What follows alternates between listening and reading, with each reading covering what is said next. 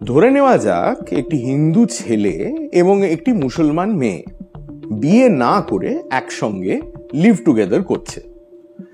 আজকের দিনের কলকাতায় এমন ঘটনা নিয়ে কেউ বিশেষ উচ্চবাচ্য করবেন না, তবে আজ থেকে 200 বছর আগে এই পরিস্থিতি ছিল অকল্পনীয়। তবে তা সত্ত্বেও এমন ঘটনা কিন্তু ঘটেছিল, এবং যখন ঘটেছিল তখন এটি হয়ে গিয়েছিল পুরনো কলকাতার সব থেকে বড় স্ক্যান্ডাল। লেখকরা এর নাম দিয়েছিলেন কালী প্রসাদী হাঙ্গামা। কে এই কালী প্রসাদ, আর কি ছিল এই হাঙ্গামা, সেই গল্পই আপনাকে শোনাবো আজকে। নমস্কার, আমি Deep and welcome to half pant history. শুরু করা যাক এটা বলে যে ঘটনাগুলো আমি আপনাকে বলছি সেই ঘটনাগুলোর খুব বেশি সমসাময়িক রেকর্ডস কিন্তু নেই। সেই সময়কার, এক্স্যাক্টলি সেই সময়কার বাংলা খবরের কাগজ আর্কাইভে আমি অন্তত খুঁজে পাইনি। যা সোর্সেস পেয়েছি তা তার কয়েক বছর পরেকার, বা কিছু ক্ষেত্রে বেশ কয়েক বছর পরেকার। বইয়ের মধ্যে প্রধান হচ্ছে প্রাণকৃষ্ণ দত্তর কলকাতার ইতিবৃত্ত এবং রাধারমণ মিত্রর কলিকাতা দর্পণ। তাছাড়াও টুকরো টাকরা বাংলা খবর বা ইংরেজি খবর তার কয়েক বছর পরে বেরিয়েছে, যেগুলো আমি সংগ্রহ করেছি। আমার নিজের লেখাপড়া থেকে আমি আন্দাজ করছি যে এই কালী প্রসাদী হাঙ্গামা ঘটেছিল 1797 থেকে 1801 সালের মধ্যে কোনো একটা সময়। এইবার তাহলে প্রধান চরিত্রদের সঙ্গে আলাপ করিয়ে দিই। প্রথমে আসছেন কালীপ্রসাদ দত্ত। ইনি হচ্ছেন হাটখোলার বিখ্যাত দত্ত পরিবারের একজন দূর সম্পর্কের আত্মীয়, যাকে বলা চলে জ্ঞাতি। অন্যদিকে রয়েছেন একজন মুসলমান মহিলা, যাকে সবাই বলতো আনারো বিবি। কে এই আনারো বিবি? অনেক লেখক বলছেন যে আনারো বিবি নাকি ছিলেন একজন বাইজি। তিনি সত্যি সত্যি বাইজি ছিলেন কি না সেটা প্রমাণ করা প্রায় অসম্ভব, তবে তিনি যে অত্যন্ত সুন্দরী ছিলেন সেটা সবাই স্বীকার করছেন। তার 1833 সালের একটি ওয়াকফ ডকুমেন্ট আছে, যেটা থেকে জানা যায় যে তার আসল নাম হচ্ছে ফজলুন্নেসা, তার বাবার নাম হচ্ছে খেরুদ্দিন, তার একটি বোন ছিল যার নাম আঞ্জুমান আরা বেগম, এবং তার জন্মস্থান হচ্ছে 24 পরগনার জামনগর বলে একটি এলাকা। তো ঘটনাটা কি ঘটে? ঘটনা যেটা ঘটে সেটা হচ্ছে কালীপ্রসাদ দত্ত এই আনারো বিবির প্রেমে পড়েন। এবার তিনি বড় মানুষ, বড় লোক, তার একটি বিরাট বড় বাগান বাড়ি ছিল বেলেঘাটাতে।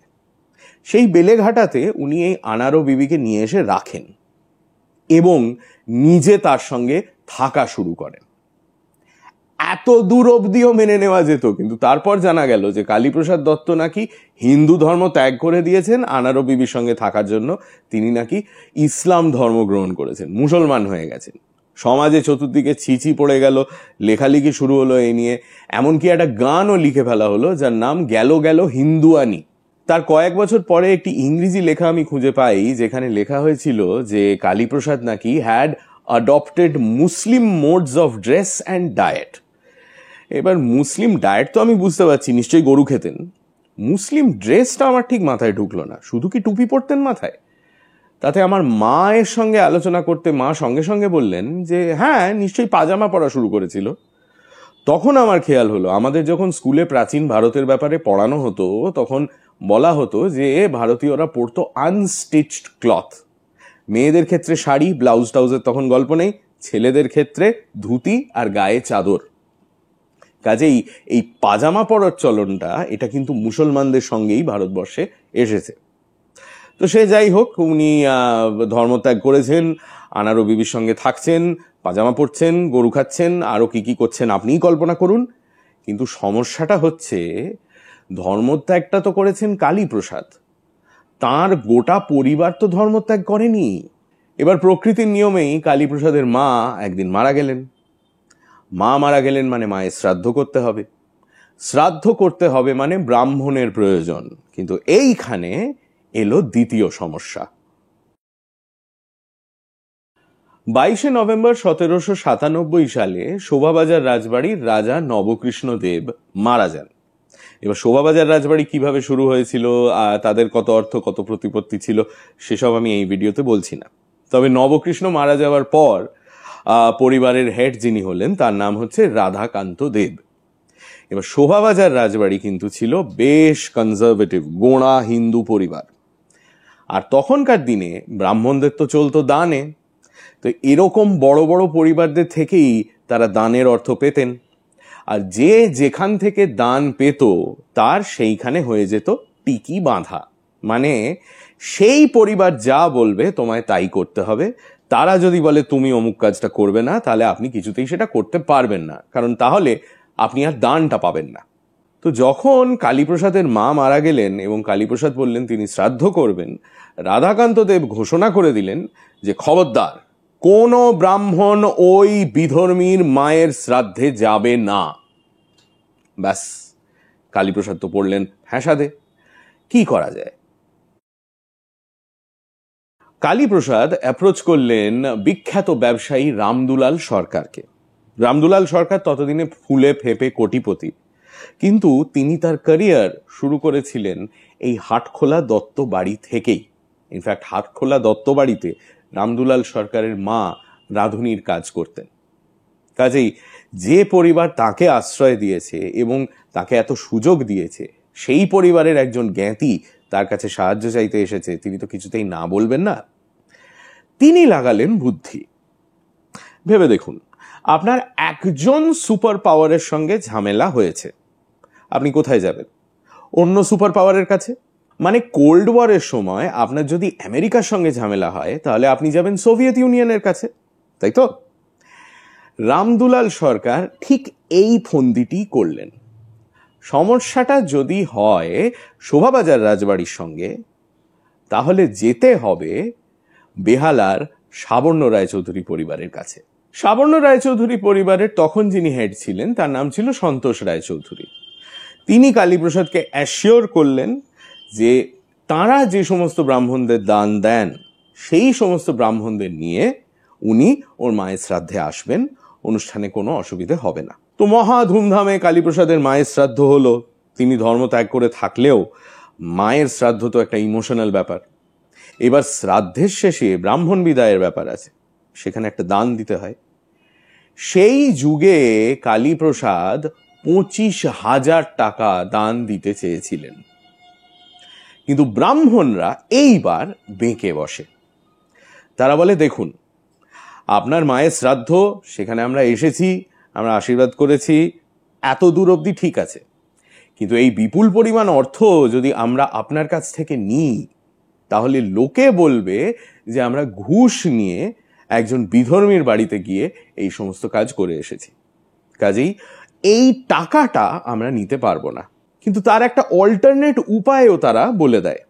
তারা বলে যে দেখুন, আমাদের হাতে টাকাটা না দিয়ে টাকাটা যদি কোনো ধর্মীয় কাজে ব্যবহার করা হয়, তাহলে কারুর কোনো আপত্তি থাকবে না। সেই ধর্মীয় কাজটি কি? কালীঘাটের মন্দিরের সংস্কার।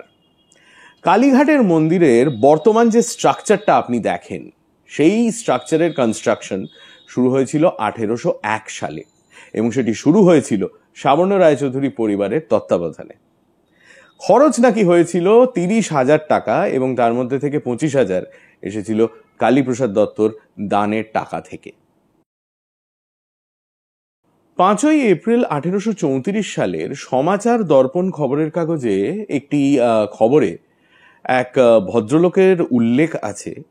লেখা হচ্ছে যে তিনি একজন সম্ভ্রান্ত হিন্দু পরিবার থেকে ছিলেন, কিন্তু আনারো বিবি বলে এক মুসলমান মহিলাকে বিয়ে করবেন বলে তিনি হিন্দু ধর্ম ত্যাগ করে ইসলাম ধর্ম গ্রহণ করেন এবং তার নাম পাল্টে হয়ে যায় ইজ্জত আলী খান। এবার এই খবরে কোথাও স্পেসিফিক্যালি লেখা নেই যে ইজ্জত আলী খান এর অরিজিনাল নাম ছিল কালীপ্রসাদ দত্ত, তবে এটুকু আন্দাজ তো আমরা করতেই পারি। জীবনের শেষ কয়েক বছর কালীপ্রসাদ নাকি সারাদিন সারা রাত ধরে কালীঘাট মন্দির চত্বরেই পড়ে থাকতেন, ধর্মত্যাগের পাপের প্রায়শ্চিত্ত করতে। কালীপ্রসাদ আনারো বিবির থেকে বয়সে অনেক বড় ছিলেন। স্বাভাবিকভাবেই আনারো বিবির অনেক আগেই তিনি মারা যান। মারা যাওয়ার আগে তার বেলেঘাটার বাগান বাড়ি তিনি আনারো বিবির নামে লিখে দিয়ে যান। এদিকে ইসলাম ধর্মে তো কোনোদিনই বিধবা বিবাহ নিয়ে কোনো সমস্যা ছিল না। ইনফ্যাক্ট কম বয়সে কেউ কোনো মহিলা বিধবা হলে এনকারেজ করা হতো তাকে আবার বিয়ে করতে। আনারো বিবি এবার বিয়ে করেন মুন্সি আমির বলে এক ভদ্রলোককে। তার নামেই হচ্ছে বেলেঘাটার মুন্সির বাজার।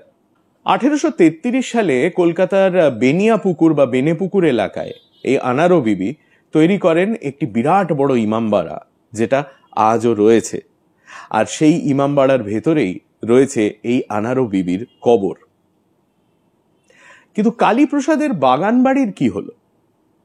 মুন্সি আমিরের এক বংশধর সেই বাগান বাড়িটি আলটিমেটলি বিক্রি করেন বিজয়নগরের রাজার কাছে, এবং সেখান থেকে হাত ঘুরতে ঘুরতে এই বাগান বাড়িটি চলে আসে ভারত সরকারের হাতে। তার বাগান বাড়িটি আজ নেই, তবে বাগান বাড়িটা যে জায়গায় রয়েছে, সেখানে যে বাড়িটা রয়েছে, সেই বাড়িটাকে আপনি খুব ভালোভাবে চেনেন, কারণ সেই বাড়িটাকে আমরা সবাই বলি Beleghata sale tax. Beleghata sales ট্যাক্সের যে বিল্ডিংটা, সেটা একটা একেবারে আধুনিক বাড়ি, কিন্তু খেয়াল করে দেখবেন বিল্ডিং এর যে গেটটা রয়েছে সেটা কিন্তু একটা খুব পুরনো রাজবাড়ির ধাঁচের গেট, আর ওই গেটটি কিন্তু একটি প্রোটেক্টেড মনিউমেন্ট। ওই গেটটাই হচ্ছে কালীপ্রসাদের বাগান বাড়ির গেট, এবং আজ যেখানে বেলেঘাটা সেলস ট্যাক্সের বিল্ডিং, সেখানেই একসময় ছিল কালীপ্রসাদ দত্তর বাগান বাড়ি। তাহলে এই ছিল কালীপ্রসাদী হাঙ্গামার গল্প। পুরনো কলকাতার ব্যাপারে এরম আরো অনেক তথ্য, আরো অনেক গল্প যদি আপনি চান, তাহলে ইনস্টাগ্রামে ফলো করুন আর ইউটিউবে সাবস্ক্রাইব করুন টু হাফ প্যান্ট হিস্ট্রি।